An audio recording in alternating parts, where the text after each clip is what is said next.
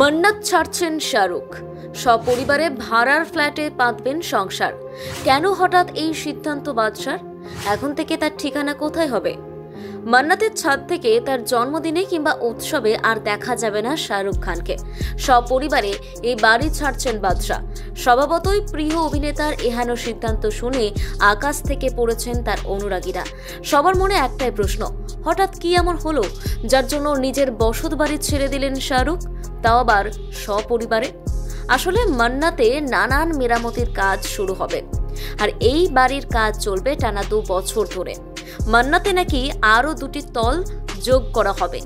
বান্দ্রায় সমুদ্রমুখী সেই বাড়ি থেকে বেরিয়ে মুম্বাইয়ের পালি হিলের একটি বিলাসবহুল আবাসনে গিয়ে উঠবেন শাহরুখ ও তার পরিবার।